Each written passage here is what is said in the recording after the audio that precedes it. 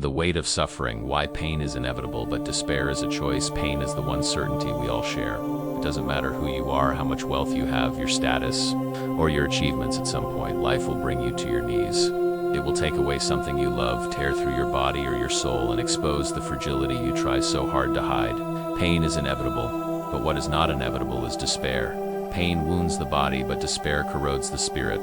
Pain is a temporary visitor, while despair is a guest you choose to house.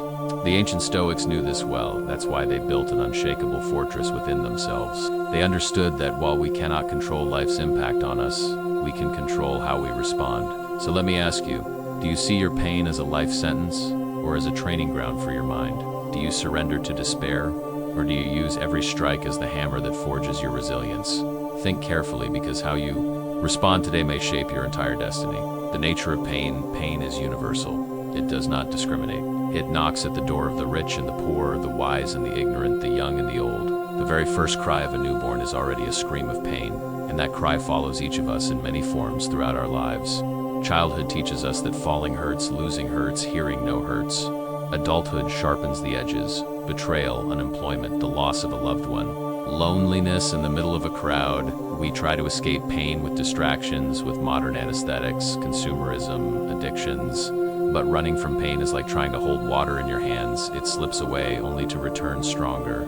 The Stoics did not run. Marcus Aurelius, even as Emperor of Rome, wrote in his journal the meditations about his aching body, sleepless nights, and the crushing weight of ruling an empire at war. He understood that pain was not an enemy to be hated, but an inevitable visitor. If the pain is bearable, you can bear it. If it is not, it will soon end.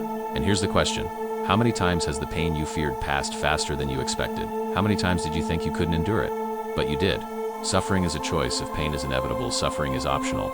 That doesn't mean denying pain or pretending it doesn't exist. It means understanding that pain is what happens, while suffering is the meaning we attach to it. Imagine two people lose their job on the same day. One falls into despair, drowning in thoughts of injustice, blaming the world and becoming paralyzed. The other, though hurt, chooses to see it as an opportunity, learns and reinvents themselves. The pain was the same. The response changed everything. Seneca once said, "Pain is light if opinion does not add to it." How often has your mind turned something small into a tragedy? How often have you suffered more from the stories you created in your head than from reality itself? Pain is a flame. Suffering is the fuel you decide to throw on it. Will you feed it or let it burn out? Pain as a teacher. Is pain unfair? Perhaps.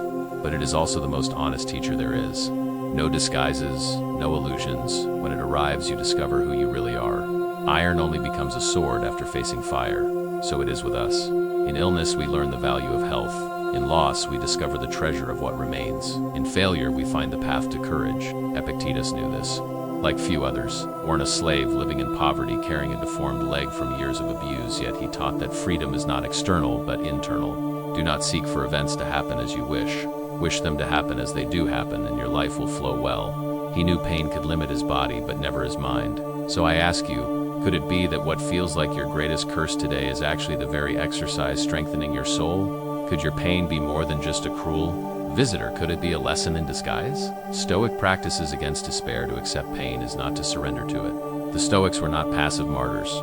They trained their minds daily so they would not drown in suffering. One powerful practice was the premeditatio malorum, imagining difficulties before they arrived. Not to suffer twice, but to prepare. Whoever rehearses the fall suffers less when it comes. Another technique was rational distancing. When pain appeared, instead of saying, "I am ruined," they would say, "There's a challenge before me." That small shift in words changes perception. You are not your pain, you are the observer of it. They also practiced mastery over the body.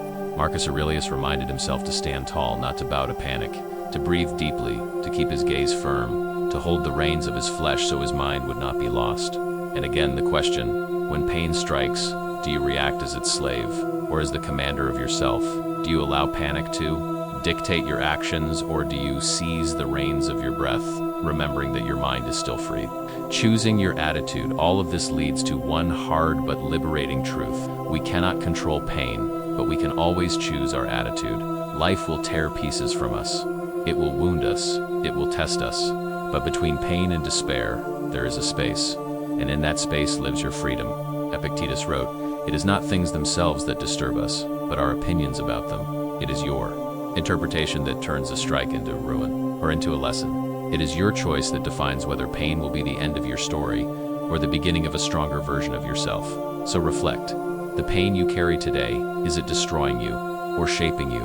Will you allow yourself to break, or will you choose to become unbreakable? Life will not spare you, no matter how much you beg, but there is a power that always remains yours. The power to choose your attitude in the face of the inevitable. Pain is a certainty, despair is not, and that choice can change everything. If this reflection spoke to you, write a message of strength in the comments, something that represents your own overcoming. Share the phrase you would choose to remind yourself and everyone here that pain may be inevitable, but despair never has to be.